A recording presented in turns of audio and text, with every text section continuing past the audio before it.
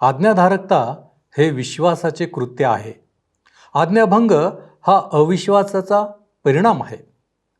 आज तुम्ही अविश्वासामध्ये अडकलेले तर नाही ना?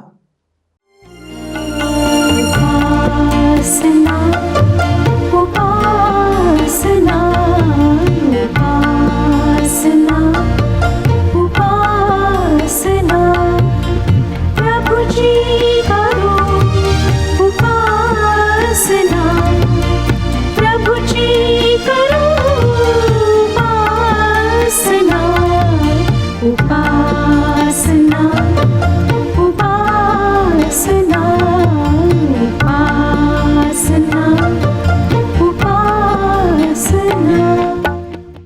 तारणाऱ्या प्रभू येशू ख्रिस्ताच्या सामर्थ्यवान नावात आपणा सर्वांस प्रेमपूर्वक सलाम. प्रियानो, आज आपण दुसरे राजे अध्याय 12 आणि 13 यांचे अध्ययन करणार आहोत. यामध्ये आपण यहुदाचा राजा योआश याच्या कारकिर्दीचे आणि येरुशलेममधील देवाच्या मंदिराच्या दुरुस्तीसाठी केलेल्या प्रयत्नांचे वर्णन पाहणार आहोत. अध्याय 13 मध्ये इस्रायलचे राजे यहोआहाज आणि योआश याबद्दल माहिती आणि शेवटी अलिशा संदेष्टाचा मृत्यू इत्यादी गोष्टींचा अभ्यास आपण करणार आहोत. तर मग चला प्रियानो, आपण आपल्या अध्ययनाची सुरुवात करूया. श्रोत्यानो, ह्या दिवसांमध्ये आम्ही राजाच्या दुसऱ्या पुस्तकाचे अध्ययन करीत आहोत. आज 12 आणि 13 अध्याय आम्ही अभ्यासणार आहोत. जर आपणाजवळ जुना करार आहे तर अवश्य उघडा. राजाचे दुसरे पुस्तक 12वा अध्याय. यहोयाश किंवा योवाश याच्या कारकिर्दीचा आपण अभ्यास करणार आहोत. ह्याचा वृत्तांत आम्हाला राजाचे पुस्तक दुसरे पुस्तक ह्याच्या 12व्या अध्यायात वाचायला मिळतो. योवाशाच्या कारकिर्दीमध्ये त्याचा महायाजक यहोयादाने त्याला मोठा हातभार लावला. एका मोठ्या आध्यात्मिक चळवळीची माझ्या मते संजीवनाची ही सुरुवात होती. श्रोत्यानो, यावेळेस मला या सर्व राजांचा आढावा घ्यावासा वाटतो. इस्रायलच्या उत्तरेकडील राज्यावर एकूण 19 राजांनी राज्य केले आणि यहुदा या दक्षिणेकडील राज्यावर 20 राजांनी राज्य केले. ज्या 19 राज्यांनी इस्रायलवर राज्य केले त्यातील एकही नीतिमान राजा नव्हता, म्हणजेच चांगला नव्हता. त्यांच्यापैकी खरे तर एकच गोष्ट सांगता येईल, ती ही की त्यांच्यापैकी प्रत्येक जण वाईट होता. यहुदाच्या 20 राजांपैकी फक्त 10 राजांना चांगले म्हणता येईल. त्यांच्यापैकी 5 राजे अपवाद होते आणि त्यांच्या कारकिर्दीमध्ये 5 संजीवन व सुधारणेची युगे आली. त्या काळात होणाऱ्या सुधारणा व लोकांना मिळणारे आशीर्वाद यांचे मूळ आध्यात्मिक संजीवनामध्ये दिसून येते. आणि याच शांतीच्या छोट्या छोट्या युगांमध्ये परमेश्वराच्या मंदिरातला दिवा तेवत राहिला. 5 वेळेला संजीवनाचा अग्नी पेटून उठला व त्याने संपूर्ण देशाला पेटवून उठवले. श्रोत्यानो, हा अग्नी विध्वंस करणारा नव्हता, तर आध्यात्मिक उन्नती करणारा, देशाची पुनर्बांधणी करणारा होता. देवाने लोकांना आध्यात्मिकरित्या प्रेरित करून त्यांची भेट घेतली. लोक देवाच्या वचनाकडे व उपासनेकडे वळले व देवाच्या वचनानुसार त्यांच्यामध्ये सुबत्ता व सामर्थ्य आले. देवाच्या वचनाकडे पुन्हा वळल्याने मोठमोठी संजीवने आलेली आहेत. श्रोत्यानो, आध्यात्मिक संजीवन हे देवाच्या इच्छेप्रमाणे आहे. डॉक्टर ग्रिफिथ थॉमस यांनी म्हटले की मला पवित्र शास्त्रामध्ये कोठेही खऱ्या मंडळीतले संजीवन देवाच्या वचनाविरुद्ध आलेले आढळत नाही. तसेच डॉक्टर R.A. टोरी म्हणाले, पवित्र शास्त्रात संजीवन देवाच्या इच्छेविरुद्ध आहे असे कोठेही शिकवण्यात आले नाही. Doctor James M. ग्रे म्हणाले, पूर्वीच्या मंडळीचा अनुभव पुन्हा अनुभवता येणार नाही अशा निष्कर्षाचे समर्थन करणारे पवित्र शास्त्रातल्या पत्रांमध्ये काहीच नाही. श्रोत्यानो, देवाच्या वचनाकडे आपण आधी वळूया, जेणेकरून देवाच्या कृपेद्वारे आमच्यामध्ये संजीवन येईल. होय श्रोत्यानो, आम्हाला संजीवनाची गरज आहे. आमच्यातली पापे, घृणास्पद गोष्टी, आमचे दुःख, आमच्या काळज्या, चिंता, भीती, अशक्तपणा या सर्व गोष्टी निघून जाण्यासाठी, तसेच आमच्यातले भेदभाव, भांडणे, तंटे, आध्यात्मिक आळशीपणा, कलह हे सर्व नष्ट होण्यासाठी आम्हाला आपल्या अग्नीने शुद्ध करणाऱ्या देवाच्या आत्म्याची आज गरज आहे. 12वा अध्याय 1 वचन आम्हाला सांगतं, येहूच्या कारकिर्दीच्या 7व्या वर्षी यहोआश राज्य करू लागला. त्याने 40 वर्षे यरुश्लेमेत राज्य केले. त्याच्या आईचे नाव सिब्या, ही बेरशेबा येथली. योवाशाने वयाच्या 7व्या वर्षापासून राज्य करायला सुरुवात केली. तो 47 वर्षांचा होईपर्यंत राज्य करीत होता. त्याची आई बेरशेब्यातली होती आणि तिचे नाव आम्ही आत्ताच वाचले सिब्या होते. आम्ही मागेच अभ्यास केला श्रोत्यानो की या राजांबरोबर बहुतेक वेळा त्यांच्या आयांची नावे देण्यात आलेली आहेत. याचे कारण असे की त्यांच्या व्यक्तिमत्वाच्या जडणघडणीमध्ये या मातांचा मोठा वाटा होता. दुसरं वचन पहा काय सांगतं. यहोआशाला यहोयादा याजकाची सल्लामसलत मिळत होती. तोवर परमेश्वराच्या दृष्टीने जे नीट ते तो करीत होता. योवाशाला देवाचे वचन शिकविण्यात आले होते. मला वाटतं श्रोत्यानो की आम्हाला निंदा व टीका करणाऱ्या राजकर्त्यांची आज गरज नाही, तर देवाचे वचन जाणणाऱ्या, देवाला ओळखणाऱ्या लोकांची गरज आहे. आम्हाला संजीवनाची गरज आहे आणि ते फक्त देवाच्या वचनाच्या द्वारे येऊ शकते. 3रं वचन पुढे वाचूया. तरी त्याने उच्चस्थाने काढून टाकली नव्हती आणि लोक अजून उच्चस्थानी बली अर्पित व धूप जाळीत. तेथे संजीवन आले याचा अर्थ असा नाही की प्रत्येक व्यक्ती देवाकडे वळला. पुष्कळ लोक अजूनही उंच स्थानावर धूप जाळत होते, अर्पणे वाहत होते. इतकेच काय, परंतु काही याजकही संजीवनाच्या त्या लाटेत आले नव्हते. 4 आणि 5 वचने पहा काय सांगतात. यहोआशाने याजकास सांगितले की समर्पण केलेला जेवढा पैसा परमेश्वराच्या मंदिरी येतो, म्हणजे गणती करीताना प्रत्येक माणसाकडून घेतलेला पैसा, प्रत्येक मनुष्याचे नवसाच्या संबंधाने याजक मोल ठरविल तो पैसा आणि लोक परमेश्वराच्या मंदिरात खुशीने आणीत तो सर्व पैसा याजकांनी आपल्या ओळखीच्या लोकांपासून घ्यावा आणि मंदिरात जी काय मोडतोड झाली असेल तिची दुरुस्ती करावी. श्रोत्यानो, देवाचे मंदिर खूप ठिकाणी नादुरुस्त झाले होते. त्याला दुरुस्तीची गरज होती. मंदिराच्या भिंतींना पडलेल्या भेगा बुजविण्यासाठी याजकांनी पैसे घेतले, परंतु ते दुसऱ्याच कारणासाठी वापरले. नंतर 6 ते 8 वचने पहा. असे असूनही यहोआश राजाच्या कारकिर्दीच्या 23व्या वर्षापर्यंत मंदिराच्या मोडतोडीची दुरुस्ती झाली नाही. तेव्हा यहोआश राजाने यहोयादा याजक व इतर याजक यास बोलावून विचारिले की मंदिराची मोडतोड झाली आहे, तिची तुम्ही दुरुस्ती का करीत नाही? यापुढे आपल्या ओळखीच्या लोकांपासून पैसे घेऊन ठेवू नका, तर ते मंदिराच्या दुरुस्तीसाठी देऊन टाका. इतपर याजकांनी लोकांपासून पैसे घ्यावयाचे नाहीत आणि त्यांनी मंदिराची दुरुस्तीही करावयाची नाही, यास ते मान्य झाले. श्रोत्यानो, आजही आम्हाला आमच्या मंडळांमध्ये ही स्थिती सर्वत्र आढळते. या ठिकाणी मंदिरासाठी येणाऱ्या पैशाच्या सुरक्षिततेसाठी त्यांना एक पेटी तयार करून तिला छिद्र पाडावे लागले, जेणेकरून याजक तो पैसा गोळा करून मंदिराच्या दुरुस्तीसाठी उपयोगात आणू शकावेत. आणि ह्यामुळे याजक त्यातून पैसे काढू शकणार नव्हते. 9वं वचन सांगतं. पण यहोयादा याजकाने एक पेटी घेऊन तिच्या झाकणास एक भोग पाडिले आणि ती परमेश्वराच्या मंदिरात येणाऱ्यांच्या उजव्या हाताकडे वेदीजवळ ठेवली.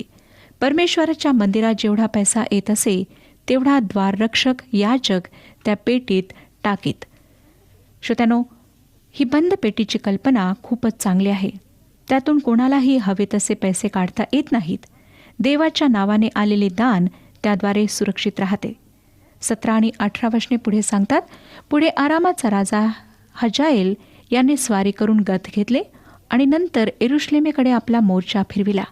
तेव्हा यहुदाचा राजा यहोआश याने असे केले. त्याचे वाडवडील यहोशाफाट, यहोराम व अहाजा या यहुदाच्या राजांनी व त्याने स्वतः ज्या वस्तू परमेश्वरास वाहिल्या होत्या त्या आणि परमेश्वराच्या मंदिराच्या व राजभवनाच्या भांडारात जेवढे सोने सापडले ते सर्व घेऊन त्याने आरामाचा राजा हजाएल याचकडे पाठविले. तेव्हा तो यरुश्लेमेजवळून निघून गेला. दुसऱ्या शब्दांमध्ये श्रोत्यानो, योवाश पैशाच्या बळावर वेळ निभावून नेत होता. आरामाचा राजा हजाएल याला त्याने अशा प्रकारे विकत घेण्याचा प्रयत्न केला. देवाच्या पवित्र स्थानातील पवित्र वस्तू मूर्तीपूजक हजाएलाकडे पाठवणे व त्याद्वारे स्वतःचा व स्वतःच्या राष्ट्राचा बचाव करणे हे केवळ भ्याडपणाचे लक्षण नव्हते, तर ते एक मोठे अविश्वासाचे कृत्य व एक प्रकारचे पापच होते. ज्या सेनाधीश परमेश्वरासाठी त्याने योग्य त्या गोष्टी केल्या, तो सेनाधीश परमेश्वर हजाएलापासून आपले संरक्षण करू शकेल हा विश्वास योवाशामध्ये नव्हता. मला वाटतं श्रोत्यानो, ह्याच कारणासाठी योवाशाला मृत्यूदंड झाला. इतिहासाच्या दुसऱ्या पुस्तकाचा अभ्यास करीत असताना आपण संजीवनाविषयी अधिक अभ्यास करणार आहोत. योआशाचा जेव्हा मृत्यू झाला श्रोत्यानो, तेव्हा तो फक्त 47 वर्षांचा होता. त्याच्या नौकरांनी त्याला मारले आणि त्याच्या वाडवडिलांच्या थडग्यात दावीदपुरात त्याला मूठमाती दिली. योवाश एक चांगला राजा होता. त्याचा पुत्र अमस्या त्याच्या ठिकाणी राजा झाला.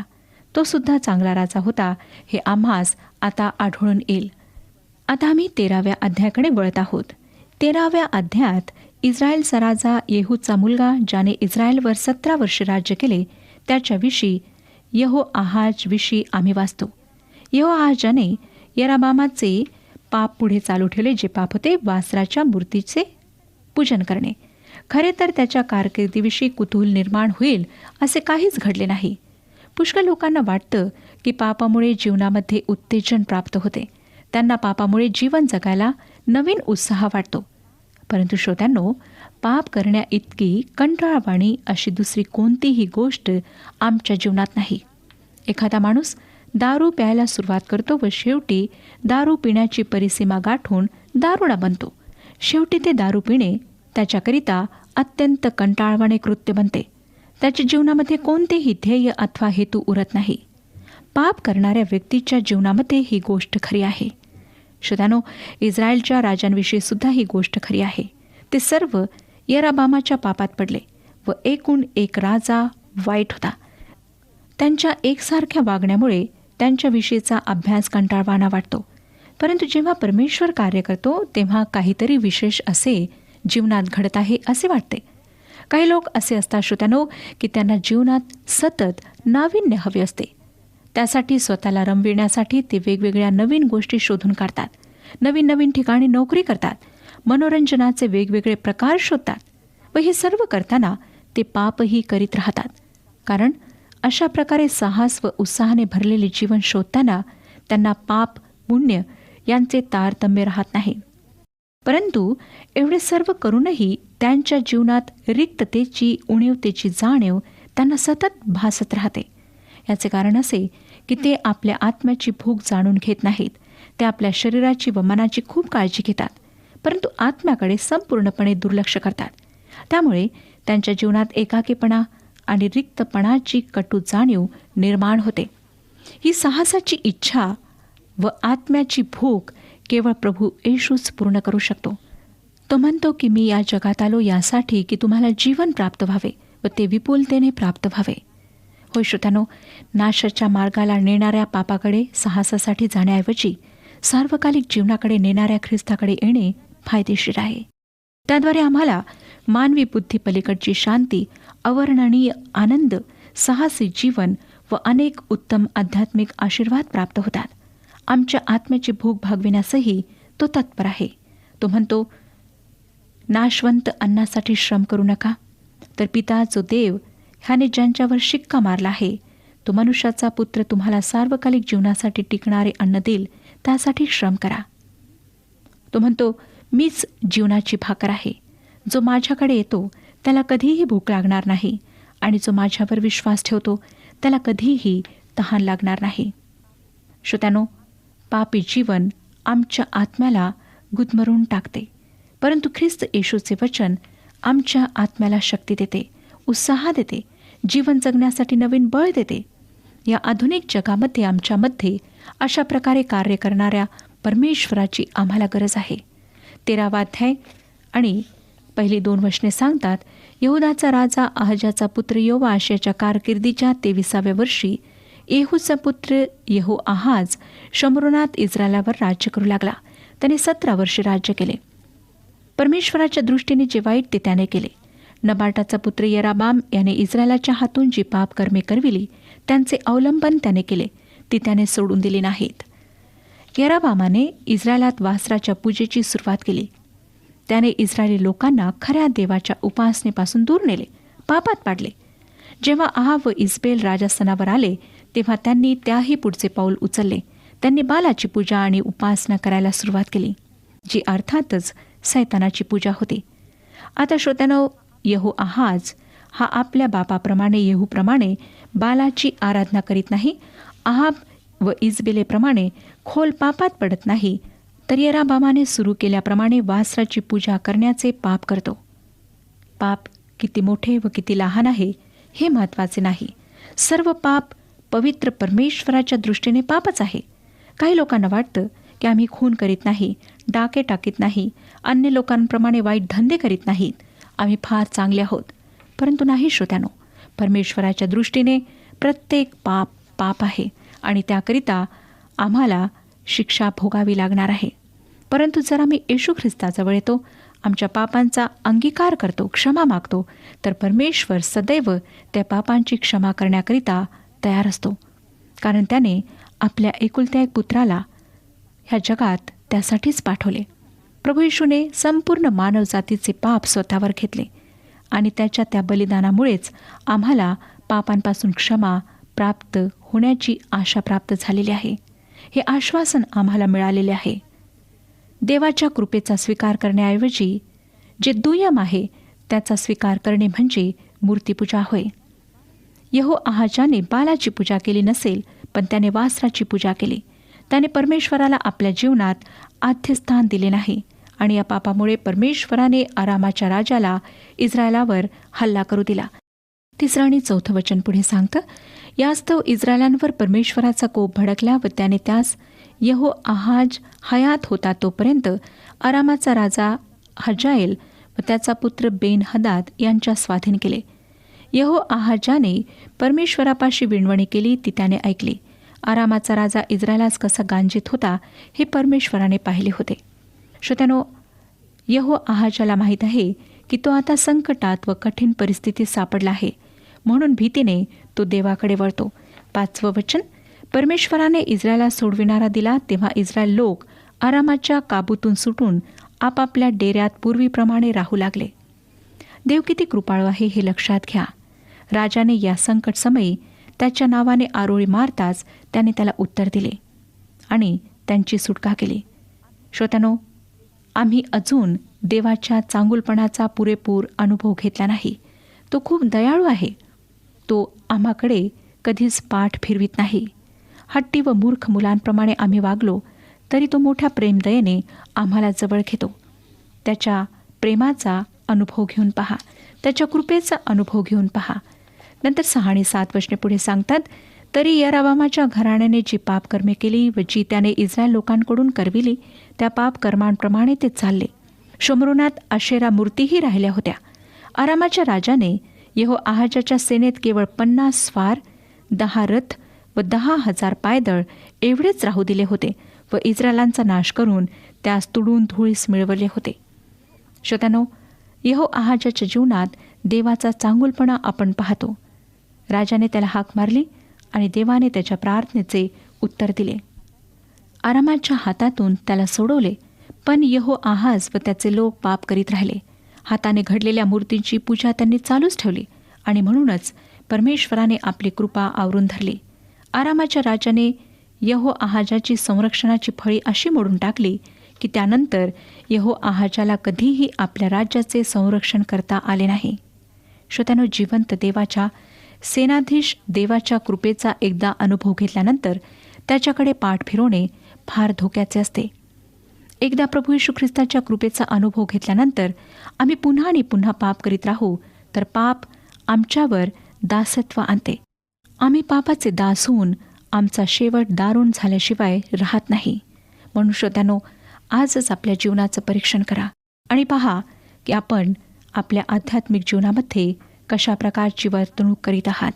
8 आणि 9 वचने, यहोआहाज याची बाकीची कृत्ये, त्याने जे काही केले ते व त्याचा पराक्रम या सर्वांचे वर्णन इस्रायलांच्या राजाच्या बखरीत केले आहे, नाही काय?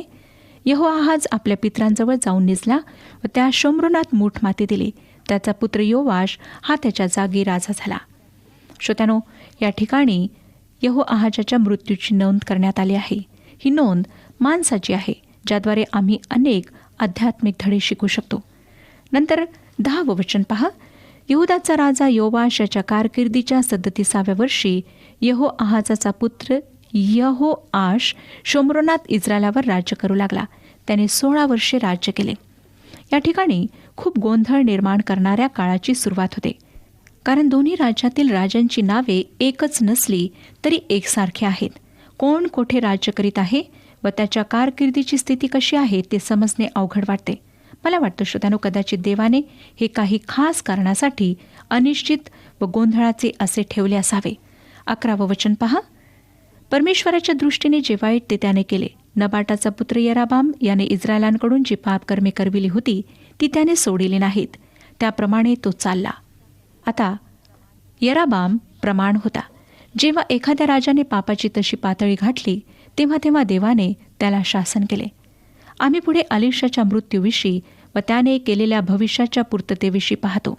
14वं वचन सांगतं, ज्या दुखण्याने अलिशा मरावयाचा होता ते त्याला आता लागले. तेव्हा इस्रायलाचा राजा योवाश त्याचकडे गेला व ओणवून त्याचे मुख पाहून रडू लागला व म्हणाला, अहो बाबा, इस्रायलाच्या रथांनो, इस्रायलाच्या राऊतांनो. श्रोत्यानो, ह्या आजारात अलिशाचा मृत्यू झाला. खरे तर अलिशा उत्तरेकडच्या राजांसाठी एक सामर्थ्याचा बुरुज होता. तसा एलिया त्यांच्यासाठी कधीच नव्हता. मला वाटतं ज्या दिवशी एलियाला स्वर्गात घेण्यात आले त्या दिवशी राजवाड्यात आनंदोत्सव करण्यात आला असावा. त्याउलट अलिशा राजासाठी एक मोठा मदतगार होता. 15वं वचन पुढे सांगतं, अलिशाने त्यास सांगितले, धनुष्यबाण घेऊन ये. तेव्हा तो धनुष्यबाण घेऊन त्याचकडे आला. श्रोत्यानो, मृत्यूशय्येवर असतानाही त्याच्याजवळ राजासाठी देवाचा संदेश होता. 16वं वचन, त्याने इस्रायलाच्या राजास सांगितले, धनुष्याला आपला हात लाव. त्याने आपला हात धनुष्यास लाविला. तेव्हा अलिशाने आपले हात राजाच्या हातांवर ठेवले. आणि आता देवाचा संदेश तो राजाला सांगणार आहे. 17वं वचन, मग त्याने सांगितले, पूर्वेकडील खिडकी उघड. त्याने ती उघडली. मग अलिशा त्यास म्हणाला, बाण सोड. तेव्हा त्याने तो सोडिला. तो म्हणाला, हा बाण परमेश्वराकडून होणाऱ्या सोडवणुकीचे म्हणजे आरामापासून सुटण्याचे चिन्ह होय. तू अफेक येथे आराम्यास असा मार देशील की त्यांचा धुवा उडेल. परंतु श्रोत्यानो, योवाश फार विश्वासणारा नव्हता. जरी तो मरायला टेकलेल्या भविष्यवाद्याविषयी शोक करीत आहे तरी तो विश्वासणारा नाही. त्याला खात्री वाटत नाही की देव त्याला आरामाच्या राजावर विजय देईल. पुढे 18 आणि 19 वचने सांगतात, त्याने त्यास म्हटले, बाण उचलून घे. त्याने ते उचलून घेतले. मग तो इस्रायलाच्या राजास म्हणाला, जमिनीवर बाण मार. तो 3दा मारून थांबला.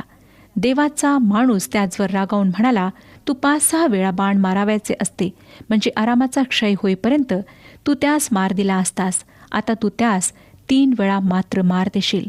अशा प्रकारे श्रोत्यानो, परमेश्वराचा संदेश देऊन अलिशा मृत्यू पावला. परमेश्वर आपणा सर्वांस आशीर्वाद देऊ. प्रियांनो, आजच्या अध्ययनाद्वारे काही गोष्टी मी तुमच्यासमोर ठेवू इच्छितो.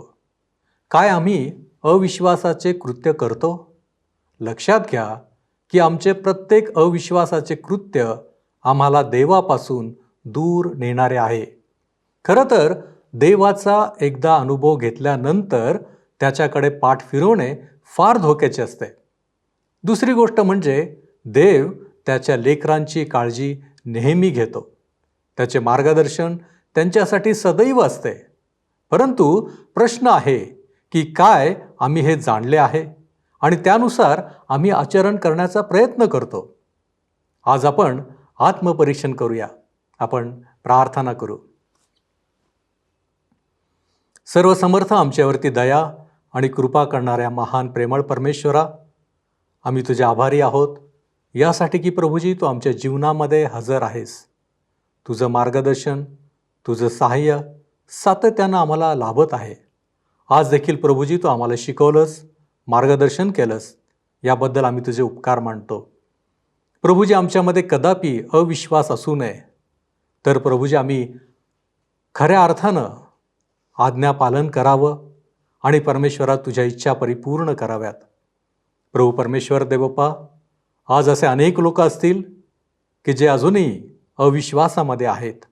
आमची प्रार्थना आहे प्रभूजी, या प्रत्येकाला तू सहाय्य कर आणि योग्य गोष्टी करण्यासाठी त्यांना तू मार्गदर्शन कर. आमची खात्री आहे प्रभूजी, तू या प्रत्येकाला सहाय्य करणार आहेस. तुझी कृपा तू या प्रत्येकाला देणार आहेस. आम्ही तुझ्या नावाला धन्यवाद देतो यासाठी की प्रभूजी तुझी प्रीती तू आजही आमच्यावरती करीत आहेस. तुझ्या नावाला धन्यवाद देत असताना या विनंत्या, या मागण्या येशू ख्रिस्त आमचा प्रभू याच्याद्वारे करतो, म्हणून तू ऐक. आमेन. शांतीचा देव तुम्हा सर्वांबरोबर असो.